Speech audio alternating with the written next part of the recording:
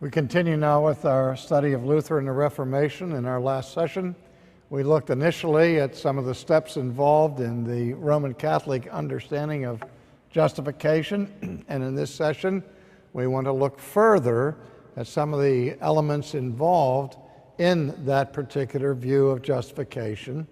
And in the following lectures, we'll try to see the contrast of the Reformation view of justification vis-a-vis the Roman view. In the 16th century, when this issue, this theological issue, exploded, the Roman Catholic Church gave a response in the middle of the 16th century with the calling of a major ecumenical council at the city of Trento in Italy, and it is called simply the Council of Trent. And reflections of that council are often discussed by the term tridentine.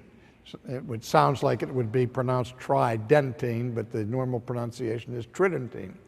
And so when we look to the conciliar statements of the Council of Trent, we get an examination of the official, formal decrees of the Roman Catholic Communion with respect to their doctrine of justification. And before I look at the content of that, just one word. Many people today believe that the Reformation is over and that the decrees of the Council of Trent are not relevant to ecumenical discussions today between Rome and Protestant representatives. And I always have to make the painful reminder to people that the Council of Trent is an ecumenical council carrying all the weight of the infallibility of the church behind it, and Rome suffers from a kind of theological hemophilia that if you scratch her theologically, she bleeds to death. So there's a certain sense in which Rome, in order to maintain her triumphant view of the authority of the church and of tradition, cannot repeal the canons and decrees of the Council of Trent. And as recently as the Catholic Catechism at the end of the 20th century, we saw a very clear reaffirmation of the authority of the Council of Trent. And so those who argue that the Tridentine teaching on justification is no longer relevant to the situation simply are ignoring what the church itself teaches. And when I speak about the church, I'm talking about the Roman community. You'll find priests in America and in the Western areas like Holland and Germany who dispute some of the Orthodox teachings of their own communion. But as far as the Roman Curia is concerned and the authorities in that city, the Council of Trent stands immutable as the teaching on justification. Well, justification, the Council of Trent was held over several sessions, and different issues were addressed at different sessions. The issue of the sacraments in one session, the issue of Scripture, for example, in the fourth session. Also, the problems of the corruption of the clergy, and true reforms were brought to the church to try to clean up some of the problems of simony that we've mentioned before, and other moral problems that had infected the church. But it is the sixth session of the Council of Trent that has the most relevance to the discussion of the doctrine of justification. And that session is divided into two parts. There is the formal teaching of the Roman Catholic view of justification as one section, and then following that are the canons that are set forth. And these canons have to do with the church's repudiation of error and of heresy. And in the 20-some canons of the Council of Trent, the formula begins in the same way. If anyone says that ... then the conclusion is, let him be anathema. The first three canons are directed against Pelagianism that had been condemned in earlier church councils and were not particularly aimed at the Protestant Reformation. Now, a careful examination of the canons of Trent reveal, I think, that in many cases where Rome aimed her guns at the reformers, they missed the reformers altogether. There were certain misunderstandings implied in their anathemas. And so some have looked at that and say, well, this whole thing was a misunderstanding and the two sides were talking past each other and didn't really understand the issues. Unfortunately, that may be true to a degree, but not all the way. There's some of those canons that are right on the mark, and they do clearly anathematize the Reformation doctrine of justification by faith. Now, here's the significance of that. If the Reformation articulation of the biblical doctrine of justification is correct, and I, of course, believe it is, to anathematize it is to anathematize the gospel.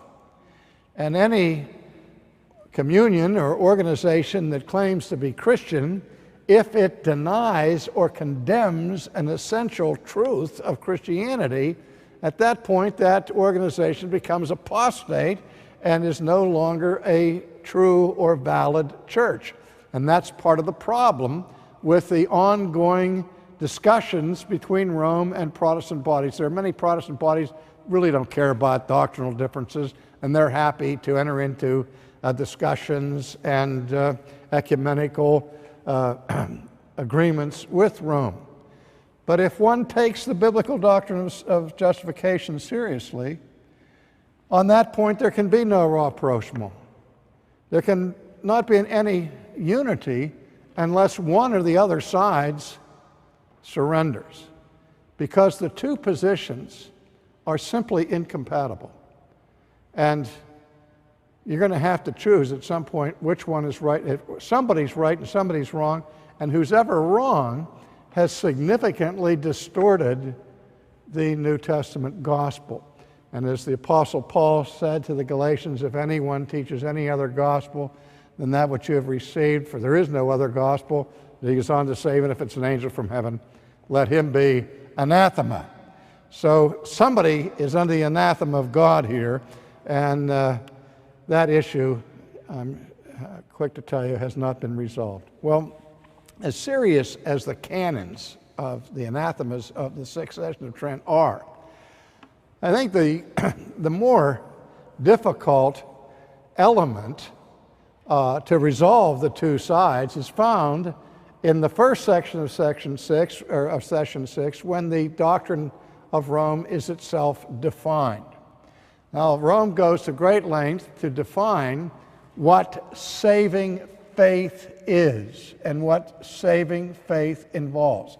And as I said before, it's a slanderous caricature to say that we believe in justification by faith and Rome simply believes in justification by works, as if faith were not necessary. Rather, Rome clearly teaches in the Sixth Session that faith is what we call a necessary condition for justification. And faith has three elements or steps in which it is involved. Rome, in the Sixth Session, speaks of faith as, quote, the initium, the fundamentum, and the radix of justification. To translate that, it means that faith is the initiation of justification. It's the starting place, that which begins the process of justification. It is the fundamentum, the foundation, the fundamental structure upon which justification is established. And without that foundation, without that fundamental structure, there can be no justification. And not only is it the initiation and the foundation, but it's also the radix, or the root, the radical core of justification. Now, do you hear what that's saying? Is that for Rome, faith is no mere appendage to justification. It's not some insignificant plus that is added to the sacramental power of the church. Rather, faith, as I just said, initiates, is the foundation of, and is the radical core for justification. And so it is a necessary condition.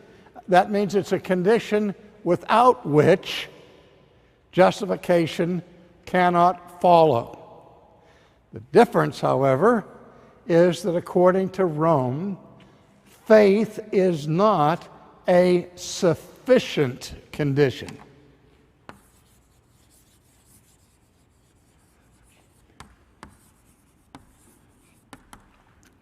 A sufficient condition refers to a condition that, if it is met, will surely issue in the desired result. Oxygen, by example, is in most cases a necessary condition for fire. But it's not a sufficient condition. No oxygen, no fire. But you can have oxygen all over the place and still not have fire, because it hasn't sufficient power to cause a fire. Thank goodness. Or every time we were in the presence of oxygen, we would be breathing flames. So you understand the difference between a necessary condition and a sufficient condition. Now we know that the Council of Trent teaches that faith is not sufficient in and of itself to yield the result of justification, because in its treatment of the loss of justification through mortal sin, it explicitly declares that a person can have his faith intact, real faith intact, and while in a state of faith, commit mortal sin. And when you commit mortal sin while being in a posture of true faith, faith is not lost, but justification is. So you clearly see in that instance that one can have what we would call saving faith without justification. You can retain the faith but lose the justification because you have committed mortal sin. The next point we have to look at is how Rome understands what is the instrumental cause of justification.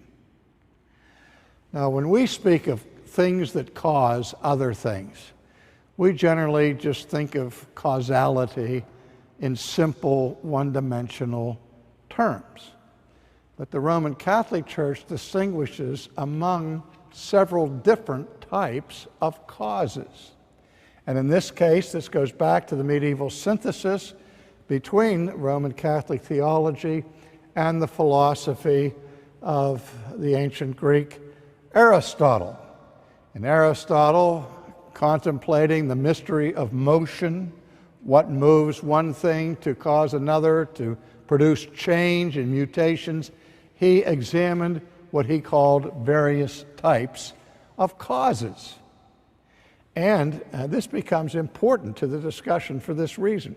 Aristotle's famous illustration had to do with the making of a statue by a sculptor. And he distinguished among various causes. For example, the material cause, Aristotle defined as that out of which something is made. You can't have a sculpture of stone without stone. And so the matter or the stuff out of which that beautiful sculpture is formed is the stone or the bronze or whatever material you're using would be the material cause.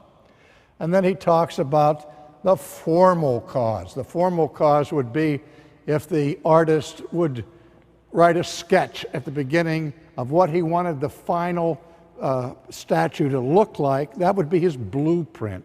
That would be the format that he was following. And so that would be the formal cause. The final cause would be the purpose for which the statue was being made. Maybe it was being made to beautify somebody's garden, and that's why the sculptor was hired to make the sculpture. And you went on with the efficient cause, that which actually brings about the effect of transforming the matter into a beautiful statue, would be the work of the sculptor himself.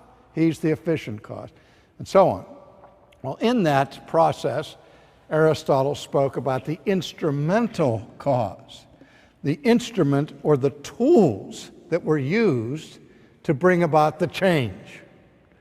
A sculptor doesn't approach that block of granite or of, what's that stuff they used in Italy, marble, and with a picture of what he wanted to see at the end, a David or a Pieta or whatever, and then just simply spoke to the marble and said, "Be a statue." That wouldn't work too often. Usually the sculptor had to go to the task of taking his chisel, taking his hammer, and begin to chip away at that block of stone in order to shape it into a piece of art. So that the utensils that he used, or the instruments that he used, were called the instrumental cause of bringing the statue into existence. Now, in theological terms, Rome used that kind of metaphor and said that the instrumental cause of justification, the means, the tool that the church uses to bring a person into a state of justified grace, is the sacrament of baptism. And that's where the Reformers, and we'll look at that more deeply next week, said, no, the sole instrumental cause is faith. Not the sacrament, but the faith that is in the heart of the believer. That's the instrument by which we are linked to the work of Christ for our salvation. So the question of what was the instrumental cause of justification was no small issue at the time. Also, I'd like to point out that in the Roman Catholic view, we call the Roman Catholic view of justification an analytical view.